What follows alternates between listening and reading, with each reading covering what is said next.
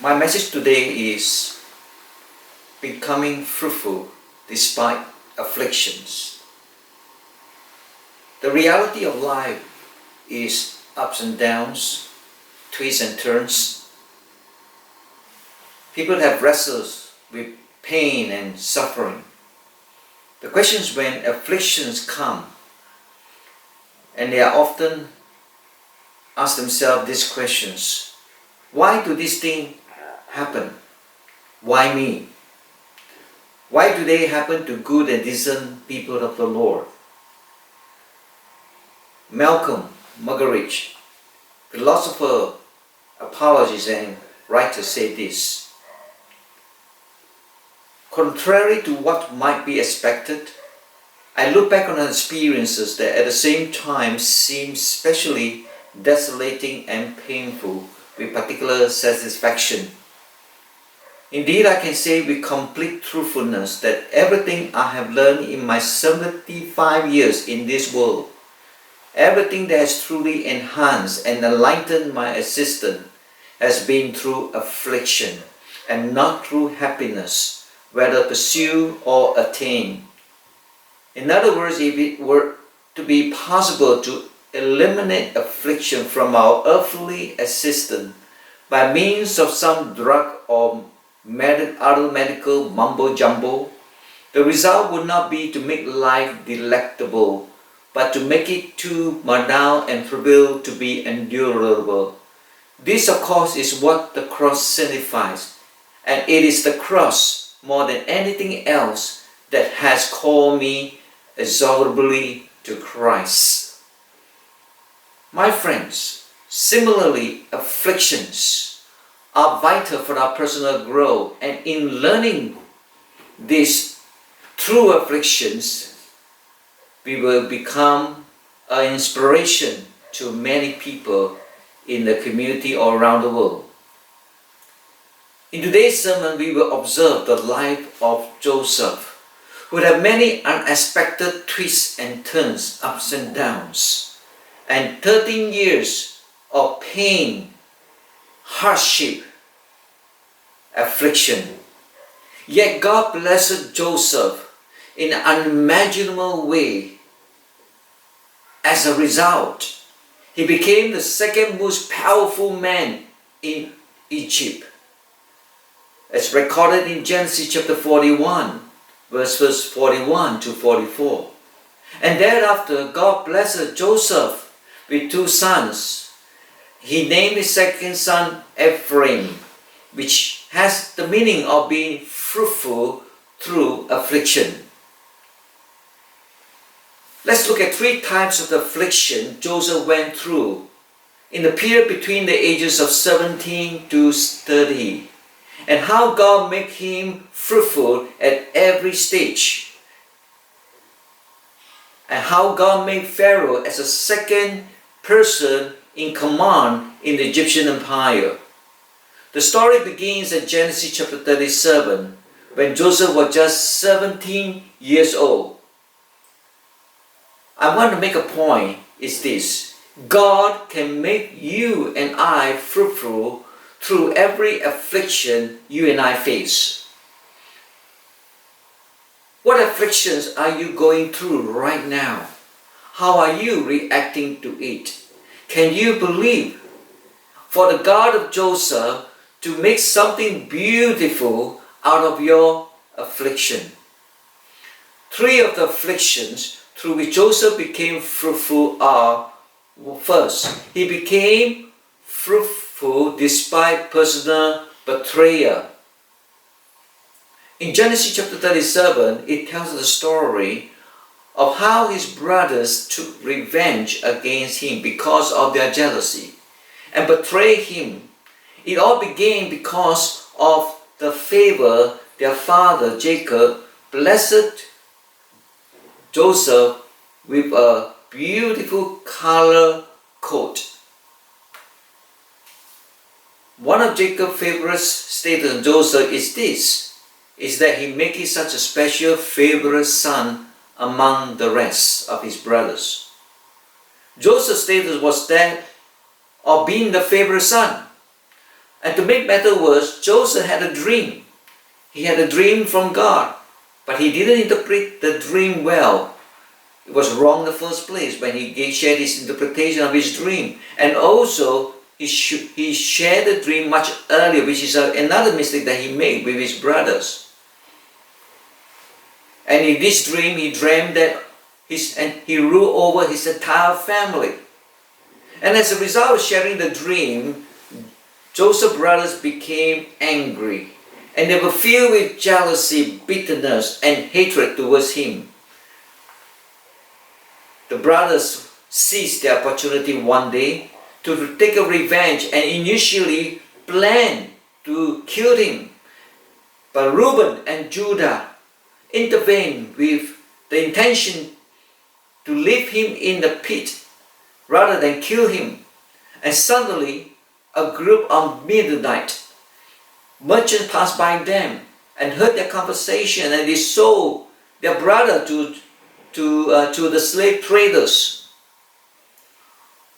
and who in turn the slave traders sold Joseph to Potiphar in the land of Egypt. And Potiphar is the captain of the Pharaoh's guard. After selling their brother to the trader, they splashed Joseph's coat with the blood of the goat, and in order to make it appear that he was killed by the wild animal. And they took this coat and showed it to their father, and the father was in mourning and groaning over the loss of his beloved son. The Bible forewarns us about the deceitful sin of jealousy. Jealousy is a killer because it changes the way people perceive others and themselves. It often leads people to act out in ways that are harmful to themselves or others. And this is what happened to Joseph's brothers, what they did to his own brother. Jealousy has corrupted the character of the brothers of Joseph. In Proverbs chapter 6 verse 34, it says this: "For jealousy makes a man furious, and he will not spare what he takes revenge." Because of his brother's betrayal and evil deed, Joseph had lost all his rights as a favorite son in the family and was now a slave. One can only imagine the pain and loneliness Joseph went through, the difficult times that he had. It is certain he was treated harshly and cruelly by the slave traders. Friends, betrayal is extremely painful, especially when the blow comes from someone we have loved or someone we have helped. I've gone through these types of pains and I understood what it were really like. Maybe you're going through betrayal right now in your family, your best friend, in your marriage, in your divorce, in your relationship, in your workplace. And the pain has become unbearable. But no matter what happened to you, how bad the betrayal is, God can still make you fruitful like what He did for Joseph. When you experience betrayal, it is vitally important not to harbor bitterness. If you are determined not to let go of your bitterness over betrayal, you have more to lose than to gain. Your loss will be enormous than not letting go your pain. First, it is stopping God's favors and blessings upon you. Second, it will damage your emotions and your relationships. But when you choose to forgive those who hurt you, like Joseph did, you will experience God's with you. You experience His favor and blessings upon you. And that's vitally important, my friend, for you to let go your hurts and pains. In spite of this betrayal to Joseph, God has been with Joseph and had given him favor with Potiphar, who began to see God is with him and how God has blessed him. Whatever he does, God blessed him. He gave him the wisdom and skills this young man, young Hebrew slave possessed. The Bible said in Genesis chapter 39 verse 2 and 3, and the Lord was with Joseph. So he became a successful man, and he was in the house of his master, the Egyptian. Now his master saw that the Lord caused all he did to prosper in his hand. Let us also not to forget the skill Joseph developed in Potiphar's house were more or less like a building blocks, preparing him for the future that God has planned for his life. That one day God is going to prepare him to rescue the whole land of Egypt and also the surrounding nations. Similarly, God can teach us valuable lessons from the beginning of our journey of pain and can transform our life much greater for the future ahead of us.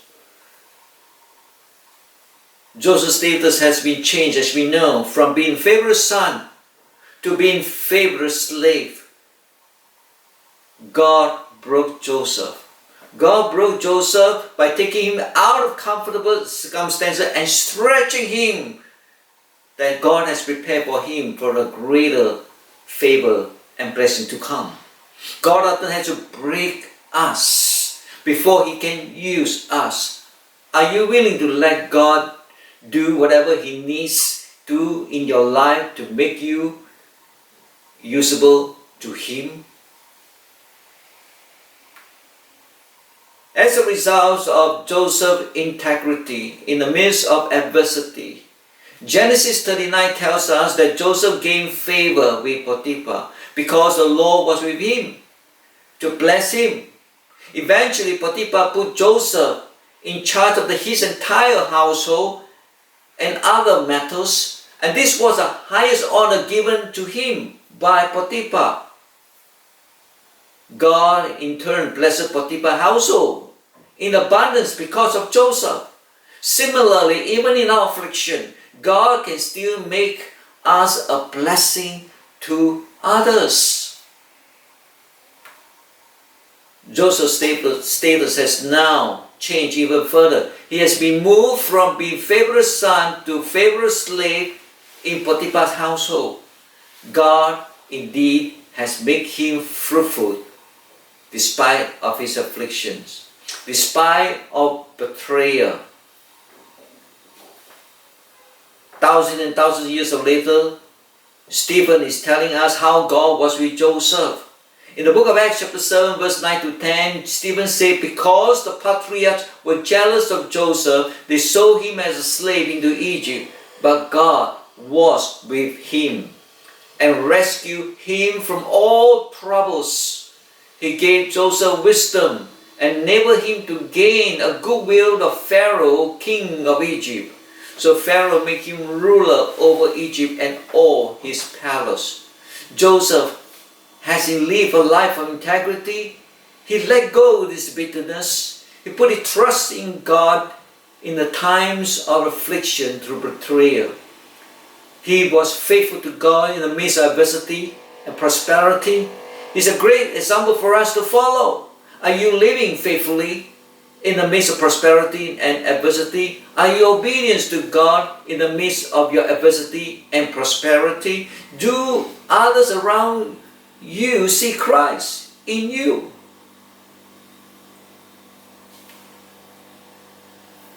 Let me give you an illustration from the life of David.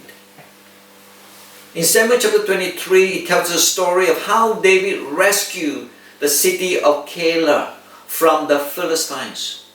And King Saul subsequently found out where David was hiding and decided to surround the city of Keilah and capture him. When David heard about this, he inquired of the Lord as to whether the people of Keilah will protect him from King Saul and his army. And the Lord told him that the city of Keilah, the people will betray him. The Lord revealed that to him. It was not easy. Instead, the Keilah people, being grateful to him for helping them, but rather they forget his kindness towards them and betray his trust in them. The Lord, however, saved David, taught him to rise above this and make him fruitful, as we know so well. Second, Joseph became fruitful despite false accusation. As Joseph began to prosper in Potiphar's house, he was a good-looking man. And Potiphar's wife took a like of him and find many opportunities to show her likes to him. Eventually, she worked out a plan how she can trap him and make him sleep with her. Joseph ran away when he was caught in that situation. He didn't want to offend God. He didn't want to hurt Potiphar. And Potiphar's wife couldn't get what she wants. She was filled with rage and anger and falsely accused Joseph of trying to rape her. And because of her false accusation, Joseph was unjustly thrown into prison. And the pains of false accusation come in all shapes and forms, at some time or another.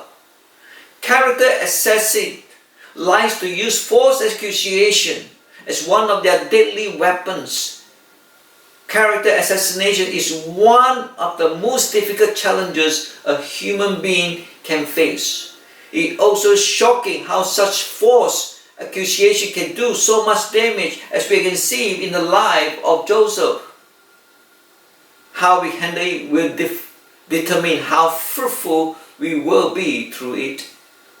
You don't find Joseph grumbling. You don't find Joseph complaining. You don't find Joseph doubting God's goodness upon his life. Instead, he trusted in the Lord and in his character. And the Bible says that the Lord was with Joseph and made him fruitful in the midst of his adversity. In Genesis chapter 39, verse 20 to 23, it said this: the Lord was with Joseph. He showed him kindness and granted him favor in the eyes of the prison warden. So the warden put Joseph in charge of all those held in the prison, and he was made responsible for all that was done there. The warden paid no attention to anything under Joseph's care, because the Lord was with Joseph and gave him success in whatever he did.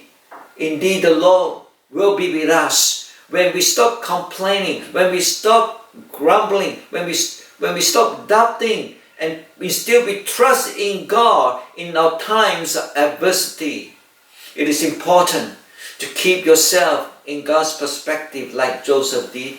When you know you have been wronged by others, and you're saying and you realize that you are paying the unjustified consequences, but bear in mind that God will never forget you, as God didn't forget Joseph in his time of adversities. Joseph, in fact, allowed God to use whatever his plan and purpose to be fulfilled in his life.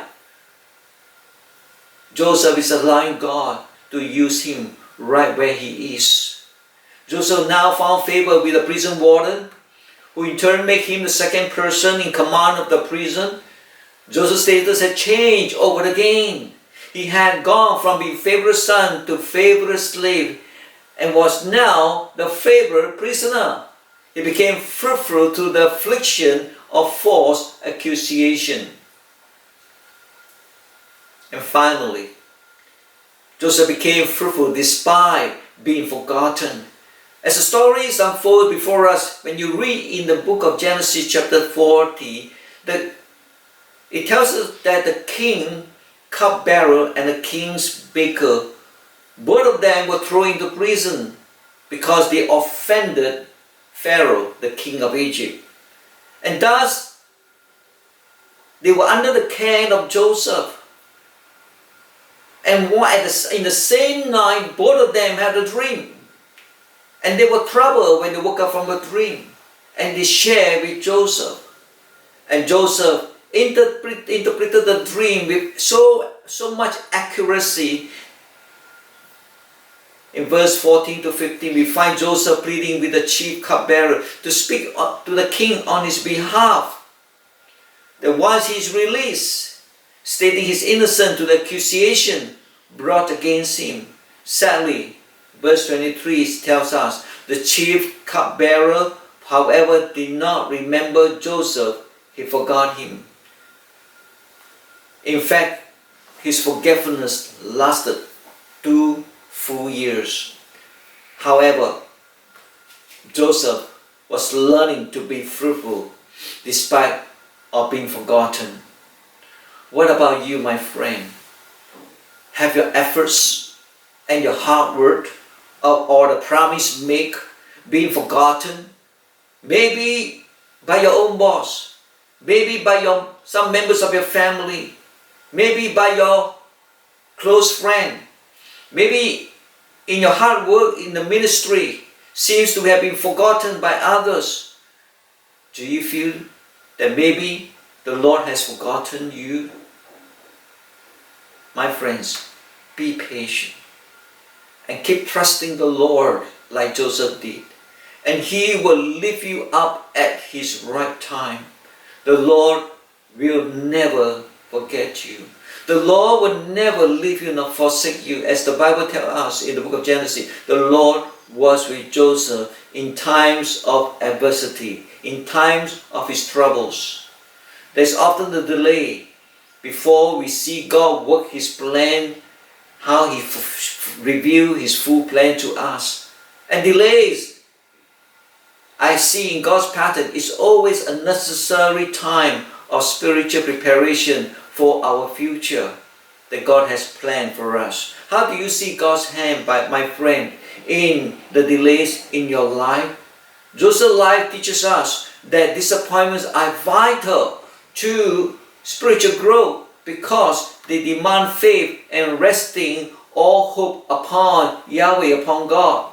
Raymond Edmond wrote this: delay never thwarts God's purposes. It only polishes His instruments.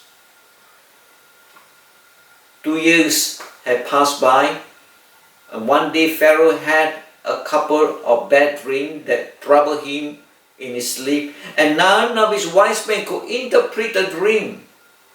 Suddenly the chief cupbearer remembered Joseph.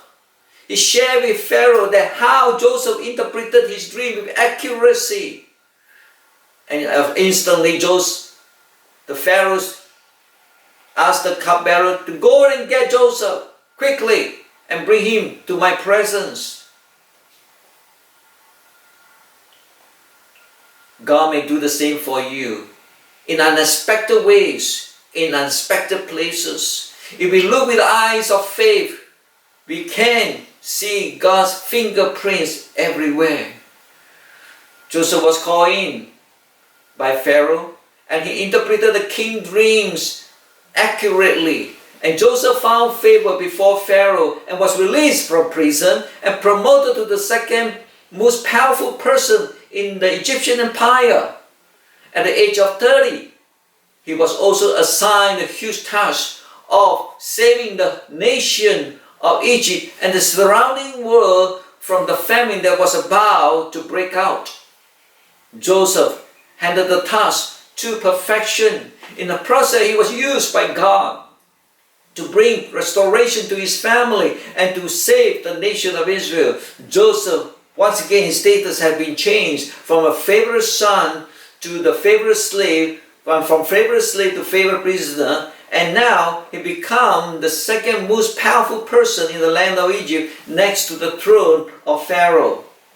Eventually, a famine settled in the Near East, and Jacob told his sons to go to Egypt and buy some grain. And they went in and in the process met Joseph. They do not know Joseph in the first place, but the second time they realized it was Joseph who revealed himself. Joseph revealed his true identity, and they are shocked and scared that Joseph is alive and he might take revenge on them. He has the position and the power and authority to do so. But did Joseph did it? No. Instead, he chose to forgive them. And this is what Joseph said to his brothers. And now, do not be distressed or angry with yourself because you sold me here. For God sent me before you to preserve life.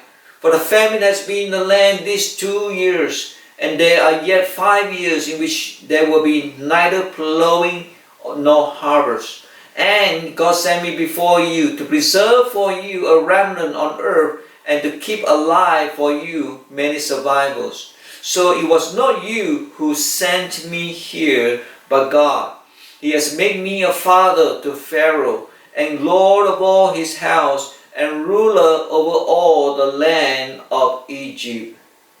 And that's not the end of the story, my friend. The brothers go back to Canaan and tell their aged father that Joseph is still alive.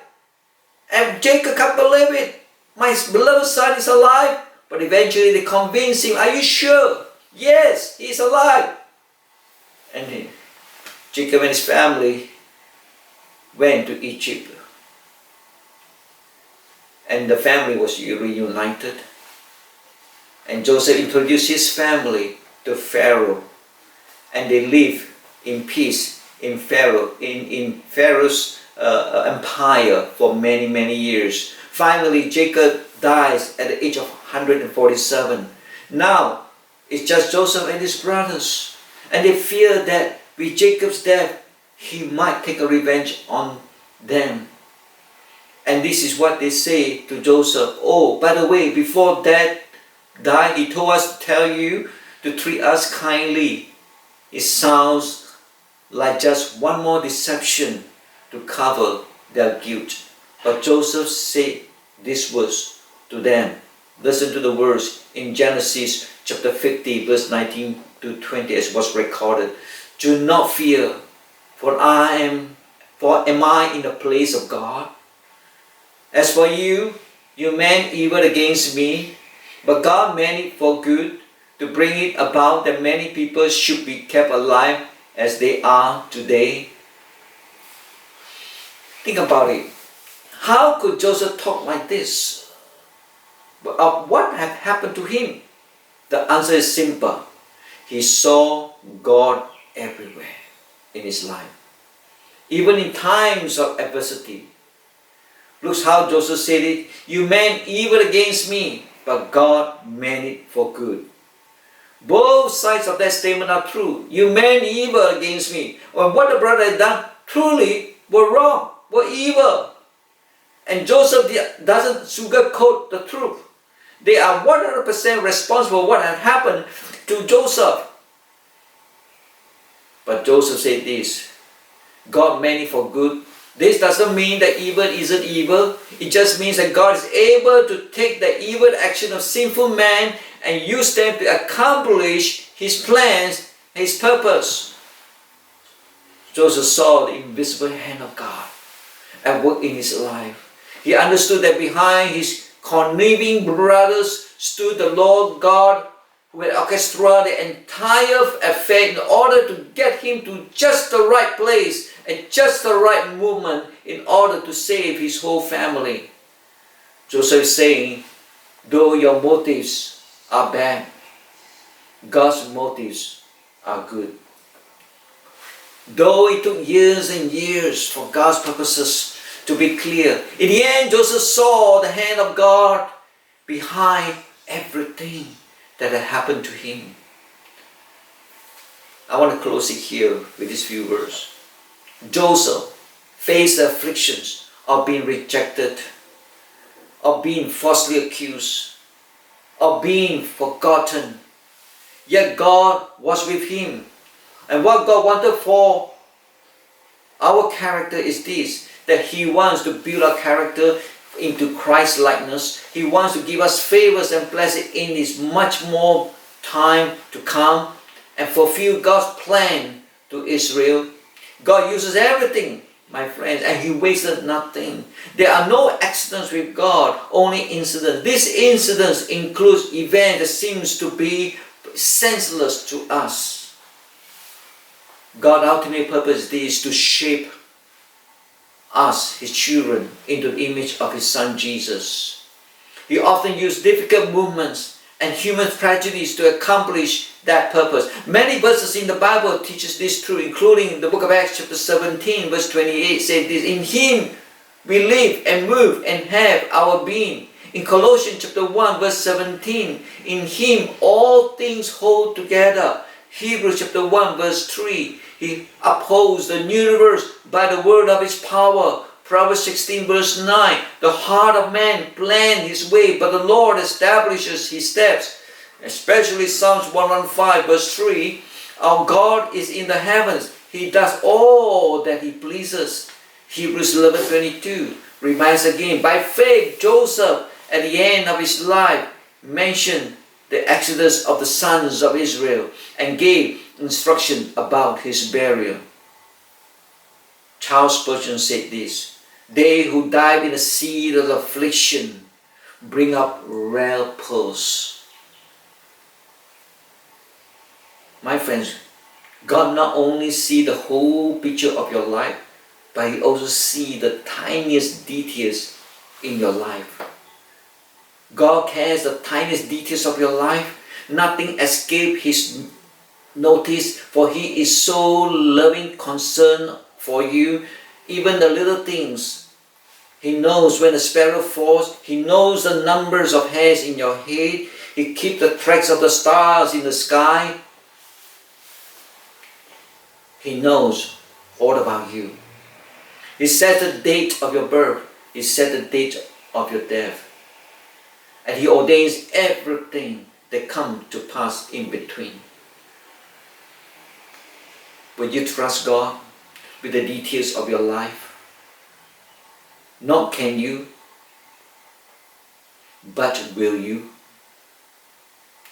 Will you trust God with the details of your life? Won't you? Let us pray.